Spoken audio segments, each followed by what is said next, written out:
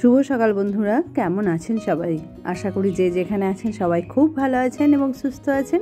Lifestyle with সুতপার আরও একটি নতুন দিনের নতুন ভিডিওতে আপনাদের সবাইকে স্বাগত জানাই।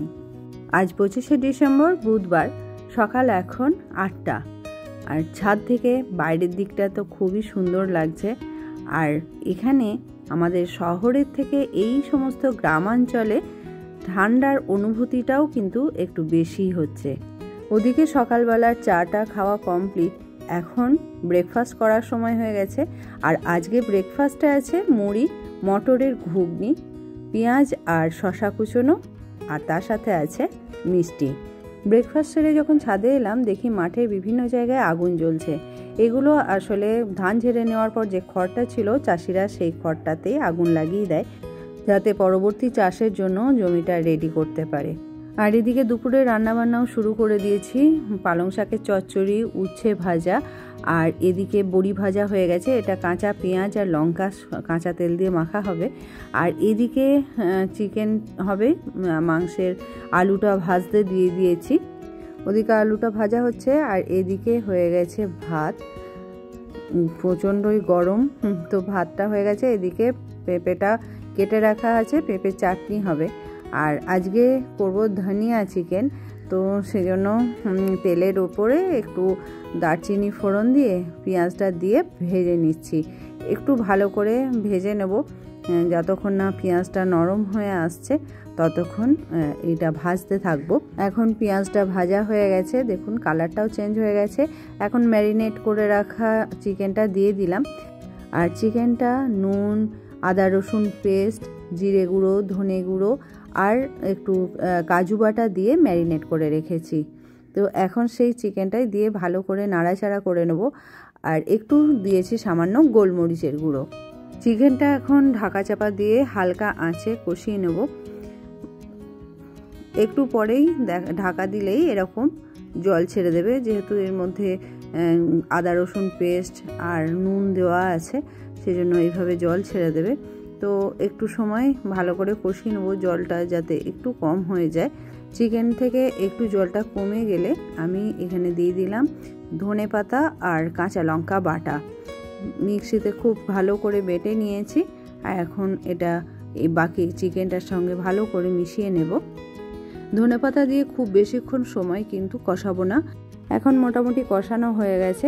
আলুগুলো দিয়ে একটু সামান্য গ্রেভি রাখবো, সেইভাবে জল দিলাম। এখন ঢাকা চাপা দিয়ে সিদ্ধ করে নেব। আর চিকেন আর আলু কষানোর সময়ই কিন্তু 80% প্রায় কুক হয়েই গেছে। এটা তৈরি হতে আর বেশিক্ষণ সময় লাগবে না, অল্প সময় এটা ফুটিয়ে নামিয়ে নেব। আর সচরাচর ধনিয়া চিকেনটা আমরা তো বাড়িতে তৈরি করি না, নর্মাল যে চিকেন কষা সেটাই বানিয়ে খাই।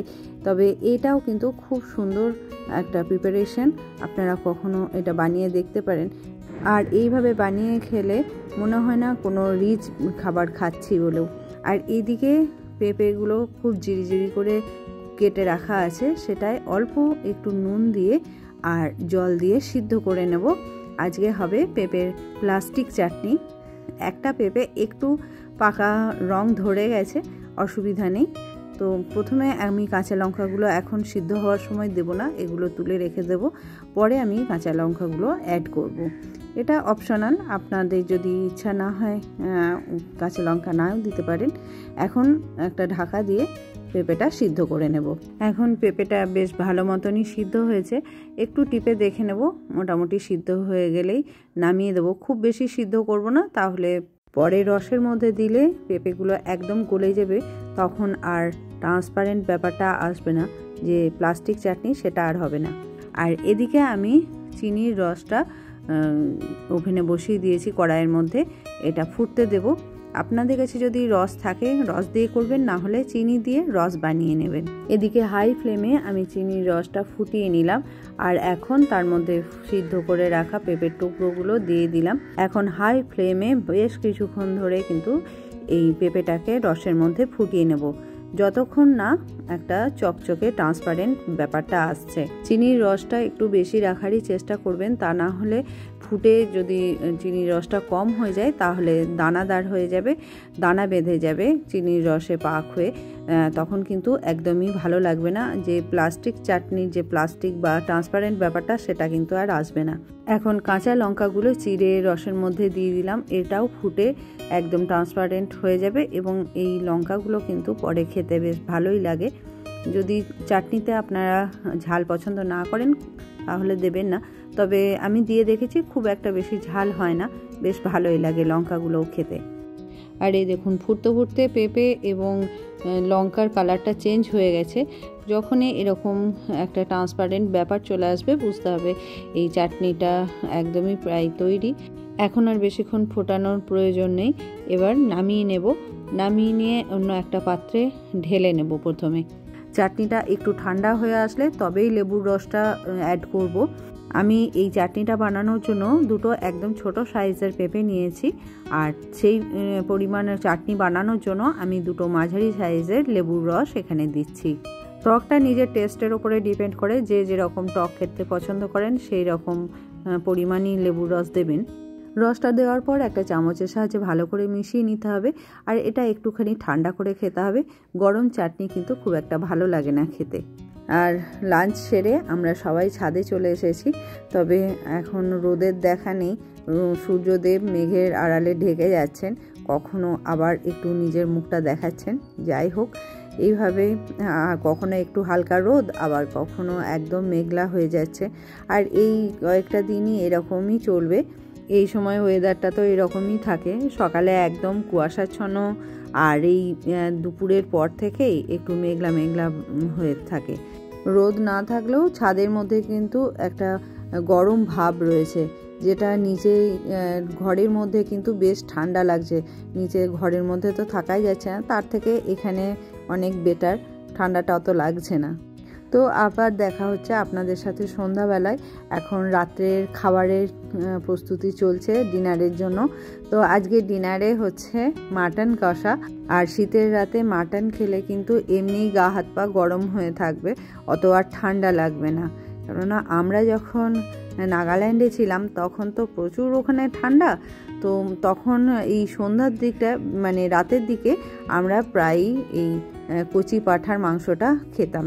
যেদিনই এই পাঁঠার মাংস হতো না সেদিন যেন মনে হতো ঠান্ডা বেশি লাগছে, সেদিন যেন ঘুমই আসতে চাইতো না। জানি না এটা একটা মানসিক ব্যাপার কি না, তবে এটা কিন্তু আমাদের সবার সাথেই হতো। আর এই যে মাটনের ফাইনাল লুক। রুটিগুলো তৈরি করা হয়ে গেছে, সবাই ভাত খাবে না, কেউ কেউ রুটিও খেতে চাইলো, তো সেই জন্য রুটিও বানানো হয়েছে। আর এর সাথে স্যালাডের জন্য শুধু শসাটাই কাটা হয়েছে, আর এইদিকে ভাতটা উবুর করে দেওয়া হয়েছে। কাল রাত্রিরে জমিয়ে ডিনার করে বেশ ঘুমটা ভালোই হয়েছিল। আর আজকে সকালবেলা আমরা আবার বেরিয়ে পড়েছি বাড়ি যাওয়ার উদ্দেশ্যে, বাড়ির উদ্দেশ্যে রওনা দিয়ে দিলাম। তো এখন টোটো করে যাচ্ছি স্টেশনের দিকে। তো ট্রেন আছে আমাদের 11:30টার সময়, 11:30টার ট্রেনটাতে আমরা হাওড়া যাব। তো এখানে মোটামুটি বেশ কয়েকটা দিন খুব ভালো কাটলো সবার সাথে। বোনের বাড়িতেও এসে একটা দিন থাকলাম, বেশ ভালো কাটলো।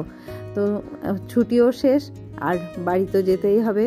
আর কোথাও গিয়ে দেখবেন কয়েকটা দিন থাকার পরই যেন মনটা বাড়ি বাড়ি করে, তখন আর কোথাওই ভালো লাগে না, নিজের বাড়িটার জন্য মন খারাপ করে। তো যাই হোক, আমরা এখন স্টেশনে পৌঁছে গেছি, আর অ্যানাউন্সমেন্ট হয়ে গেছে আমাদের ট্রেন আসছে বলে। তো ট্রেনটা আসলে আমরা রওনা দিয়ে দেবো।